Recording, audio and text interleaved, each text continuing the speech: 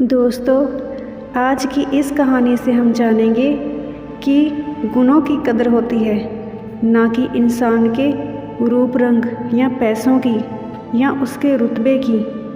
तो जानते हैं कि गुणों की कदर कैसे होती है इस कहानी से। एक बार किसी ने 2 तोते भाइयों को पकड़कर एक राजा को भेंट में दिया। तोतों के गुण और रंग रूप से प्रसन्न हो राजा ने उन्हें सोने के पिंजरे में रखवा दिया। उनका बहुत सत्कार करवाया गया, उनका बहुत ध्यान रखा गया और प्रतिदिन शहद और भुने मुनक्के का भोजन करवाया गया।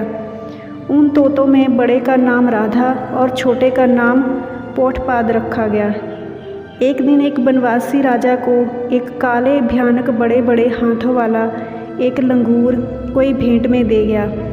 गिबन प्रजाति का वह लंगूर एक दुर्लभ प्राणी था, इसीलिए लोग उस विचित्र प्राणी को देखने को दूर दूर से आने लगे।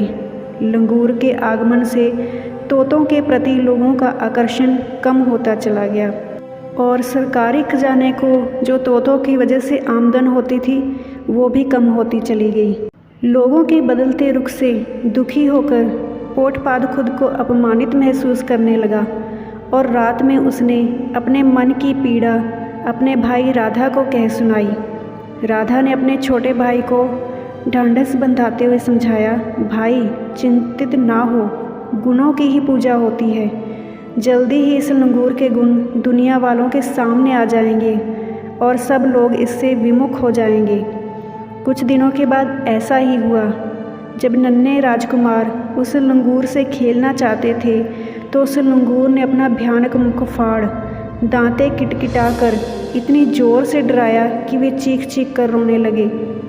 बच्चों के भय और रुदन की सूचना जब राजा के कानों पर पड़ी तो उसने तत्काल ही लंगूर को जंगल में छुड़वा दिया। उस दिन के बाद राधा और पोठपाद की आओ भगत फिर से शुरू हो गई। तो दोस्तों, आपने जाना होगा इस कहानी से कि गुणों की ही कदर होती है। हम चाहे बाहर से जितना मर्जी दिखावा कर लें, लेकिन वो दिखावा हम अपनी ज़मीर से नहीं छिपा सकते, भगवान से नहीं छिपा सकते। हम बाहर से अच्छे बनने की कोशिश करते हैं, कई बार लोगों को दिखाते हैं कि हम कितने अच्छे हैं, लेकिन भगवान से तो कुछ छिपा नहीं है, हमारे ज़मीर से भी तो कुछ छिपा नहीं है। तो सच्चे बनिए और अच्छे बनिए। जो भी आपके असली गुण हैं भगवान ने आपको दिए हैं, उन्हें बनाए रखें, उन्हें ज़िंदगी में अपनाए रखें और गुणों के साथ ही आगे बढ़ते रहें। उसमें बिल्कुल भी कोई मिलावट नहीं होनी चाहिए, क्योंकि जो सच्चे गुण होते हैं वो हमेशा लोगों की नज़रों में आ ही जाते हैं। तो एक गुणवान व्यक्ति ही आगे बढ़ सकता है अपने गुणों के साथ और दूसरों को भी आगे बढ़ने की प्रेरणा दे सकता है।